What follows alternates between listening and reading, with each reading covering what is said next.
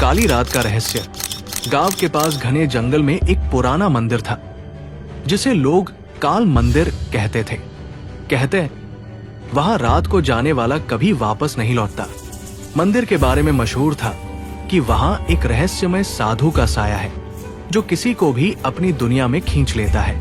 रवि, जो एक निडर फोटोग्राफर था, डरावनी जगहों की तस्वीरें लेने का शौक रखता था। उसने काल मंदिर के बारे में सुना और तय किया कि वो वहां जाएगा और सच का पता लगाएगा। गांव वालों ने उसे रोकने की कोशिश की, लेकिन उसने किसी की बात नहीं मानी। रवि ने अपनी यात्रा शुरू की और काली रात में मंदिर पहुंचा। जैसे ही उसने मंदिर के अंदर कदम रखा, ठंडी हवा का एक झोंका आया। मंदिर में हर तरफ अंधेरा था और वहां एक अजीब सी गंध फैल रही थी। दीवारों पर पुराने खून से सने हाथों के निशान थे। मंदिर के बीचों बीच एक टूटा हुआ शिवलिंग था और उसके चारों ओर खोपड़ियों का ढेर लगा हुआ था। रवि ने कैमरा निकाला और तस्वीरें लेना शुरू किया। तभी उसे पीछे से किसी के चलने की आवाज आई।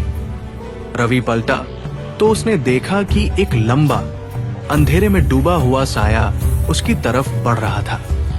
उस साये की आंखें चमक रही थी और उसकी आवाज गहरी और डरावनी थी।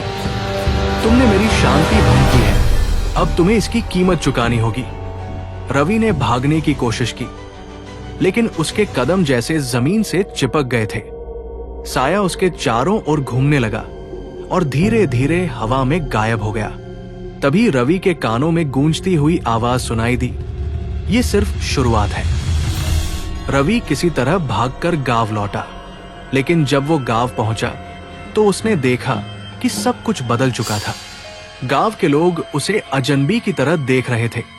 उसने एक बूढ़े व्यक्ति से पूछा, यहाँ क्या हो रहा है? बूढ़े ने कहा, ये जगह वैसी नहीं रही। तुम कौन हो और यहाँ कैसे आए? रवि को समझ नहीं आया कि क्या हो रहा है। तभी उसने गांव की एक पुरानी घड़ी देखी जो अजीब तरह से 50 साल पीछे की तारीख दिखा रही थी।